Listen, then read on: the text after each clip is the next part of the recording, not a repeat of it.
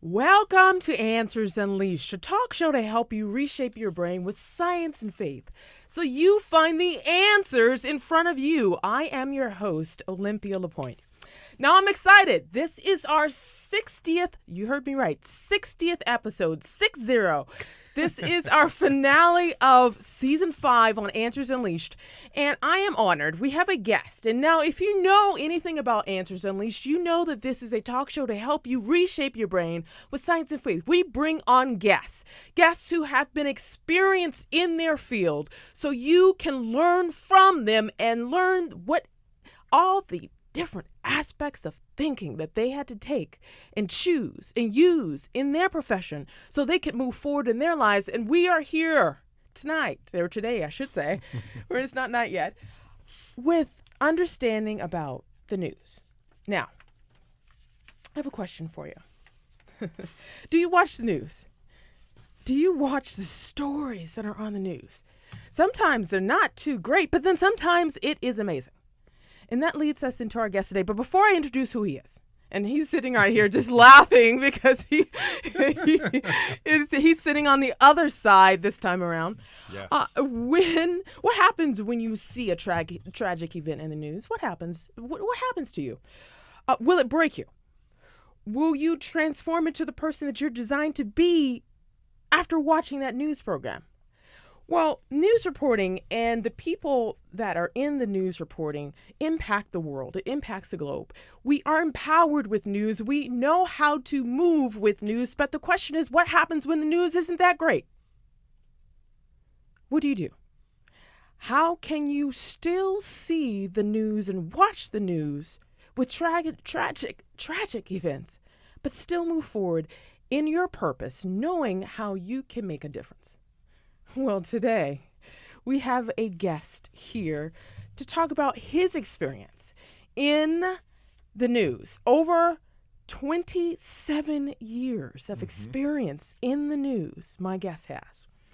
Now, Chris Wolfe is an Emmy-nominated KTLA News Reporter, and he's a seasoned journalist who has made a personal vow to help people positively transform through the news. And he does that through his KTLA broadcast. When Chris Wolfe was 11 years old, he saw an event that would change the way that he viewed the world and his role in it. And that led him to doing what he does today, inspire millions of people in the KTLA News. And that event would later transform the way that he saw his role in news and what he brought to the table in all the broadcasts. Chris, welcome. Hello. Thank you. Thank you so much. It is fantastic to be here. And it is interesting to be on the other side of the table, so to speak. Literally, I'm on the other side of the table. Well, I love I'm this. the one answering the questions now. Usually, I'm the one asking the questions, but well, yeah, I'm happy to answer. There's tons of people that watch you. You are on KTLA Channel 5 News. Yes. You've been there for several years now. 12 years now. 12 years now. People specifically tune into you. I tune into you because your stories are fascinating and you cover everything. Everything. I'm called a general assignment reporter, so it's anything and everything. From entertainment to sports to politics to tragic events, murders, mudslides, mayhem, snowstorms on a top of a mountain in Big Bear, anything that happens. I'm on the red carpet sometimes at the Oscars or the Elton John Oscar party. So it's been a great life, really. I've seen it. And we have, if you haven't taken a look on our answersunleashed.com /podcast, we have information about Chris Wolfe. And I actually have a picture of you. Yeah. You're in waist level mud. Yes. Yes. And this is in Santa Barbara, was that? Where was that? Oh, man, that's hard to see. I've been so many places recently. Last year was unreal with everything that was going on with the hurricanes and then the wildfires and then the mudslides, and I was in the middle of all of it. And I was waist deep in water in the flood zone in southeast Texas in the Houston area for Hurricane Harvey. And then I was in knee-deep, waist-deep mud during the mudslides in Montecito following rainfall, following the devastating wildfires in that area last year. So I'm sure it was one of those areas, but it was incredible. Say I hand it to you because you can handle these tragic events close up. Some people can't even handle it on the news. You handle it close up. You are with actually the first responders reporting. And I remember seeing you on the news talking about the Montecito floods, and it was just horrendous. And I saw your Instagram post regarding that. But that wasn't the first time that you were a part of news coverage of this type of event. You had a role in exposing information in Katrina. Yes, I did. I was working with CNN at the time as a correspondent for CNN, and I was out in Katrina for quite a while and witnessing that. And that was just, what I do is, of course, you're very sensitive and very emotional when you're there, but you have a job to do. So you kind of put those feelings aside temporarily, get through the day, get through the job, talk to these victims, tell their stories, tell a good story. And you're great at that, by the way. Thank you. Thank you very much. I really, really appreciate that.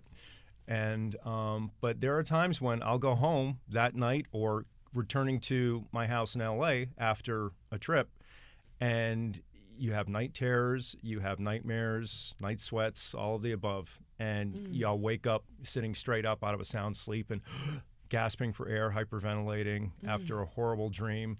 That happened to me when I got back from Hurricane Harvey in southeast Texas after about a week out there. And there was a sense of guilt, too, because I just left people whose homes were 6 feet underwater, and I'm coming back to this clean, dry house in L.A., and so there's sort of a sense of guilt, and then just taking it all in. And I remember that first night that I tried to go to sleep, fell into a sound sleep for maybe a couple hours, and then I woke up like that after having a nightmare of drowning. And woke up just panting, sitting straight up, trying to catch my breath, looking around the room, trying to orient myself. Okay, is there water in this house? Is it dry? What's going on? So that whole week of being in the middle of that devastation and talking to those victims took its toll. And it finally came to the surface when I got back. But you made the decision early on, when you're 11 years old, to go into this line of work and to help expose information in the middle of crises, good and bad. Yes. Now, if I can give a little bit backstory about Chris, Chris Wolfe is, I find you an amazing news reporter, and I am fascinated every time I watch your news programs. And it is amazing because hearing your backstory and doing research on you and sitting down talking with you, you have been exposed to the world. And it first started when you were a young child. You went overseas and you had the ability to see all the different type of ways people live, and that brought forth itself in your reporting. And if you could share with our audience just a little bit about your experience, and then I'm going to ask you about that, what happened at 11 years old. But so the audience can know your experience regarding this. My father was a business manager for General Electric growing up, and we moved around a lot every 2 or 3 years. And we grew up in the Northeast, upstate New York, and then parts of New England, Massachusetts, and Connecticut. And every 2 or 3 years, he would get a promotion, and it meant a move to a different town or different city. A move. New school, new children, school, friends. Everything. New home, new community, everything. Every 2 or 3 years of my life. So you always had to get up and move and go somewhere Absolutely. new. Had to learn something new and customize yourself to a new place. 13 years in Los Angeles right now, since 2005, is the longest I've ever lived in one single city. Congratulations. My entire life. I'm going to give you a high five over here. Wow. I'm kind of a nomad. Yeah, wow. I'm a nomad. You're like a news reporting gypsy. Yeah. You're absolutely right. It's a good way to describe it. So true. So, and you came back, and you've seen all the world. You were in Singapore for years. In 1978, I was 11 years old. I'm dating myself now. 78. Well, you look good. Thank you. You look good for your age. Holding up. The glue is holding up. It's keeping everything in place. When I was 11 in 1978, we moved out to Singapore. General Electric built its first electronics plant in Singapore, the Southeast Asian island city. Amazing place, loved it. And we were there for 3 years, from 78 to 81. 3 years. 3 years. So I grew up out there, 11 to 14. And I went to my first year, freshman year of high school there at the Singapore American School. And they have a full Singapore American School from K through 12, but it really is an international school because we had students from all over the world, locally, all over Europe. Australians were there, New Zealanders, and the teachers were also an international staff. What an amazing experience. It was incredible. And we got to travel the world every summer for several weeks, going back to the U.S. to see family and friends, and then on our way back to Singapore.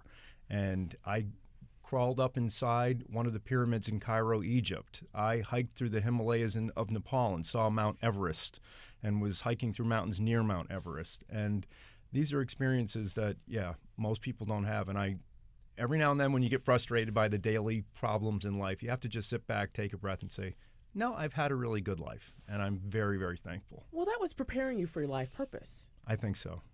Because some people cannot get on a plane, let alone go to the next city. But your life was designed to do that. And speaking of planes, 11 years old. Yeah, I was actually 14. Oh, were I you just 14? did the math. No, were you 14? I just did the math. Yes, well, you were like a teen then. Yeah. We had just gotten back from Singapore, pretty much. Only a few months back from Singapore. And 11 was the pivotal age when we moved to Singapore. 14 was the age that I was when we moved back to the States. And I just looked up the date. It was January of 1982. And I was 14 years old when an Air Florida jetliner crashed in the Potomac River in Washington, D.C. So, wow. Yeah. Now, that was a very traumatic experience. Yes. Walk us through what you saw as a child watching that TV news broadcast. It was just, I don't remember specifically whether it was live or whether it was on tape, but what I was seeing, and I was mesmerized, and I remember watching for hours, just the network newscasts and the news magazines at the time that were big. There were just 60 the two. Minutes? 60 Minutes and 2020 were the only two in the major network news magazines at the time, and they were all covering this extensively. And 5 of the 79 passengers and crew on that jet survived. Only 5. How many 5 people? of 79 people. Oh, my God. Passengers and crew members, only 5 of them survived. And you saw their rescues on television. You saw it specifically? Yes. And one woman was swimming at the surface through blocks of ice, and she was just giving up. She was ready to drown, and some bystander on the riverbank just dove in and saved her life. He got some kind of major Medal of Honor from President Reagan at the time for his heroism. And you remember what he said during that moment in time? Like, why did you jump in? He just said, I could not see her. I was not going to stand by and let her drown after surviving a plane crash. That was just not in my realm of thinking. This woman was going to survive this. And so he didn't think twice. He jumped in, putting his own life at risk. And apparently with hypothermia and everything else, he almost died. But he's like, no, this woman is not going to survive a plane crash and then drown without anyone helping her. And so he dove in and rescued her. You saw that unfold on national television. Then fire crews in a chopper were overhead, lowered a cable, and rescued one of the flight attendants who survived. And I just remember seeing her clinging to this sort of life ring at the end of this cable in a daze. And I think she was sort of bluish purple, and her clothes are all torn and her stockings are torn, and she's just looking like a ghost. And it was such riveting, incredible drama, and it just changed me in that instant. And I knew from that moment on, I said, this is what I'm going to do with the rest of my life. I'm going to be a newsman. And I never wavered from that. How did you feel when you watched that? How did you feel? I felt awful for the victims. I felt very thrilled and excited for the survivors. I was honored by those heroes who saved them and risked their own lives to rescue these survivors. It was just a range of emotion, but I was absolutely riveted to the news story and the coverage and to the occupation of broadcast journalism. And I knew then, and I never wavered. And I said, well, I think I'll do something else, or I think I might try this. No, it was a clear path from that moment on. What I really appreciate about your story, and I remember asking you this years ago when I had first met you, and I said, how did you know that you wanted to be a news broadcaster? And you said, I knew early on. I knew that this is what I was supposed to do in life. Now, you've gone through a lot of obstacles to get to where you are. Yeah. Let's speak about them and what you had to do to change that way of thinking, because you knew in your heart you needed to cover these stories and give these individuals a voice, because this is real life drama. This isn't a soap opera. That's right. This is real life. Yes. And you had to overcome so many different obstacles, but you earned degrees in journalism. And tell us about what you earned it and how that went about. I pursued broadcast journalism at Boston University's College of Communication. And they say if you want to go into management or work behind the scenes as a news executive, then maybe you go into graduate programs and so forth, law programs, journalism programs. But if you want to be a reporter, you have to get out on the street. It's about hands-on, on-the-job learning and experience. So get that 4-year bachelor degree and get out there. Get on the street, start doing your job, honing your skills, polishing those skills, learning how to write fast, gather facts quickly, retain information, then release that information quickly. If you're on the scene of a breaking story, you don't have any time. You have to learn what you can with breakneck speed and then deliver those facts back at your audience as accurately and concisely and clearly as you possibly can. Sometimes it's an incredibly stressful job with all the deadlines we have. And like the other day, the horrible story of the Texas school shooting. Yes, and you covered a lot of facts from Texas. Yes, I covered that from L.A. Because information was pouring in from our affiliates, from different networks and sources that we have that bring it in from Texas. So all this information is pouring in. It's changing every 5 minutes. So I'm having to rewrite scripts and get new materials. And, we just got a mugshot in of the suspect.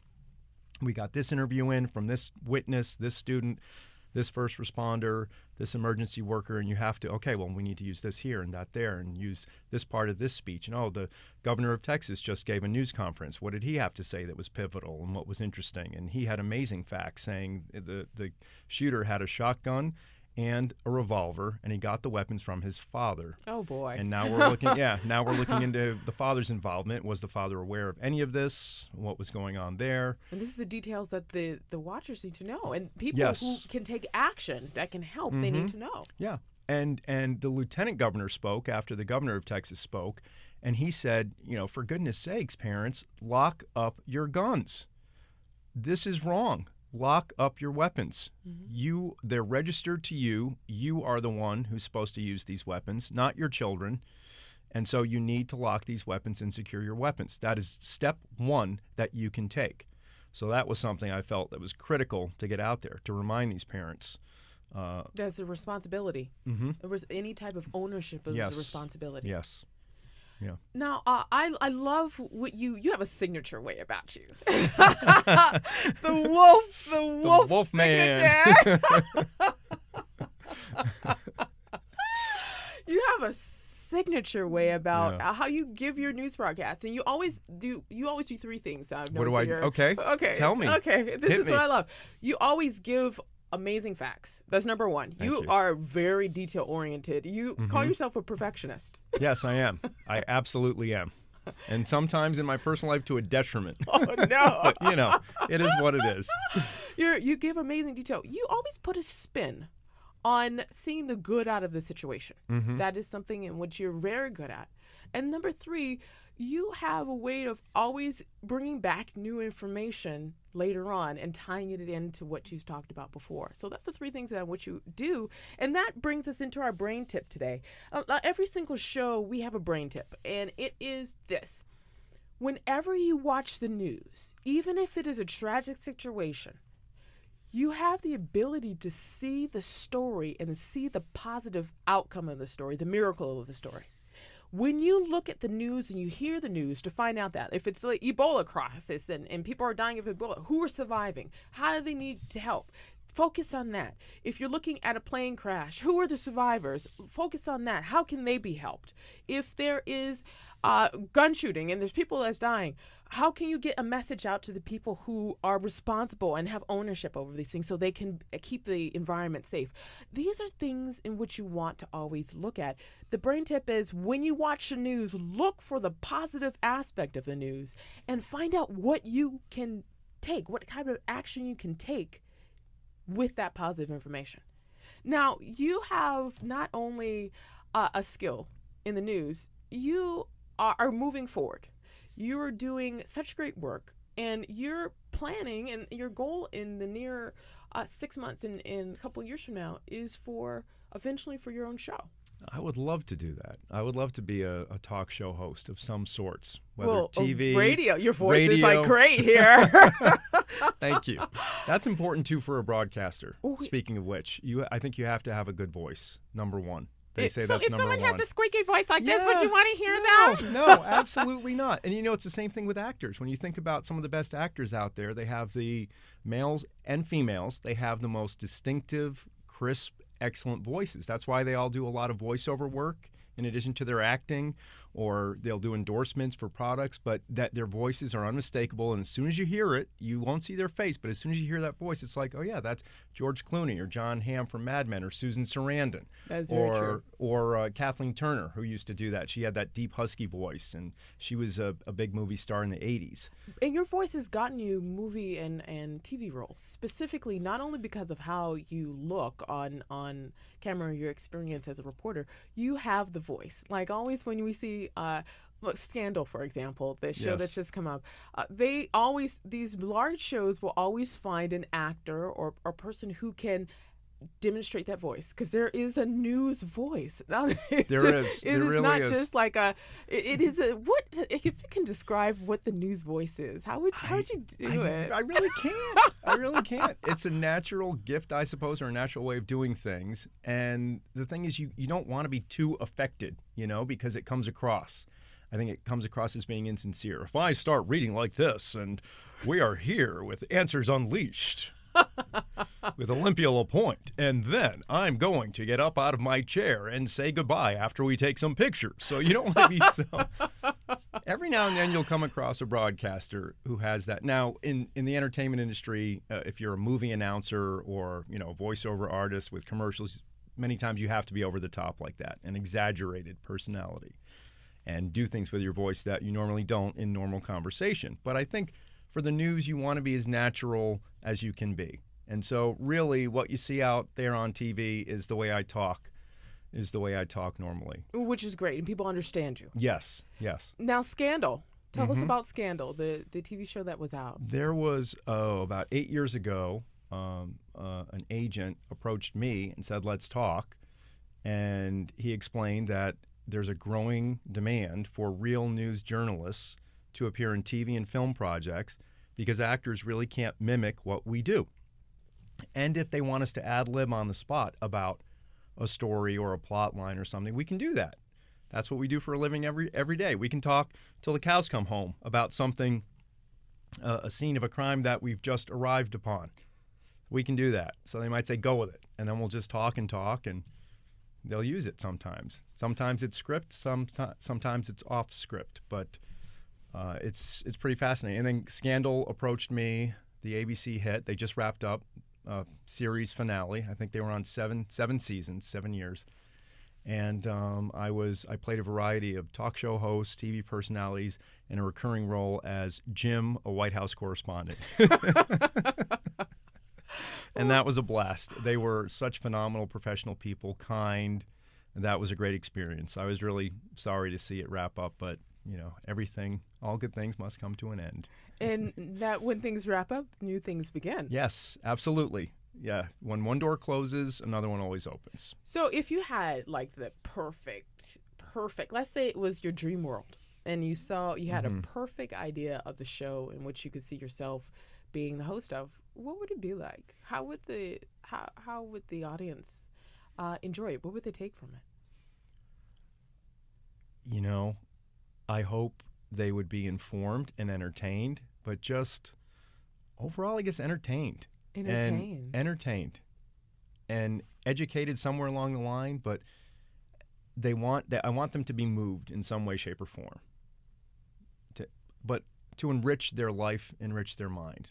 Not just because let's be honest, there's a lot of crap out there on TV. There's a lot of just ill. It's like eating junk food when you need to have some like a real meal. Yeah, it's the proverbial train wreck junk food, and it's just there because or the freak show. And is it really enriching your life? Is it enhancing your life? Is it educating you in any way, shape, or form? No. So I hope to do something on a higher level, but talk to everyone from political leaders to celebrities to just everyday people who have a story, a really cool story to share. And everybody does. And everybody really does. There's a different, and I really enjoy what you talk about. There is the journalism excellence, where you're not putting information or giving someone a way to think. You're exposing information so they can make their own decisions. How does that fall into the way that you feel about real news versus fake news that's out there? That's tough because the media is taking a beating, and we do get accused of being fake news. And I suppose ultimately each individual journalist has to take stock of and responsibility for his or her own work. And you just need to strive for objectivity and do the best that you can and tell all sides. And we're human beings. We're going to have our own opinions and our own morals and value systems and so forth. But if you are a true journalist, you can't inject your stories with your own opinions and your own agenda. You have to be truthful and expose all sides to a story. And recently I did a story about gun control, and this was the people that wanted to keep guns in the hands of certain Americans, not those saying take more away. And I was condemned by some people on social media. How can you do that? And they don't need to be. How can you put their voice on TV and their opinion? I said, because it is an opinion and it's part of the greater debate. And if we are going to cover all sides, as we should, then we're putting it out there. I had other coworkers covering one side of the gun control issue, and I was covering a different one. But those who didn't agree with the side that I was putting forth, not saying that's my opinion, that's just me being the messenger as a journalist, as a reporter, but people didn't like it. How dare you do that, Chris Wolfe? How could you give them a voice? I said, well, just because it doesn't gel with your opinion or your morals doesn't mean it should be quashed. And one last thing before we wrap up. You believe in always speaking your own voice, not ever given a script that you're asked to read, but really speaking your own voice. Yes. And creating your own material that you speak and share about. What is the number one thing that you believe journalists should do regarding that? Tell the truth. Tell the truth. Good, bad, and the ugly. Tell the truth. Tell the truth. Tell the truth. Well, I have so enjoyed this show today on Answers Unleashed. I mean, your story is just so amazing. Thank you for being here. My pleasure. It was an honor. Thank you. Now, how can people find you? I mean, how can people find you and get in touch with you? And so producers out there who are looking for great on-air talent over there, or even people who are looking for the next the show to create, how do people find you? Yeah, I'm on KTLA. I'm on the website, KTLA.com, biography. I'm on all major social media outlets, Twitter, Instagram, Facebook, and so just Christopher Wolfe. Now, there are a few Chris Wolfes out there. And if you ever need to find him, you can easily go to andrewsunleashed.com/podcast. You'll find his episode number 60 there, and you'll have the link to where it's a nice clean number, 60. I know. I was looking at it and thinking, oh my God, we've done 60 episodes. This is like, yay! That's fantastic. Yeah, congratulations on that. Thank you. That's and I had no idea I was going to end up doing this at all. I just love science. I want to tell people about it. Well, audience, there you have it. Thank you so much, Chris Wolfe, for coming on and speaking about your experience on the show. And for more information about Chris Wolfe, you're welcome to go to our website to read more about his biography and information here. Well, that wraps it up for our 60th show. This is the finale show of season 5. So we're going to be taking a break all the way until September. So this is our last show. But if you want to listen to more shows, you're always welcome to tune in to kpcradio.com to check out the previous shows that we have. The shows are also on andrewsunleashed.com. So you're welcome to check out the podcast link to listen to all the different shows that we have on the site. Call us at 888-88-ANSWERS. Ask your question. And you can always reach me directly at facebook.com/Olympia LePoint, where you never know, I might answer your question on air. Until next time, I am Olympia LePoint, reshaping your brain with science and faith so you find the answers in front of you. This is Answers Unleashed. I'll see you season 6.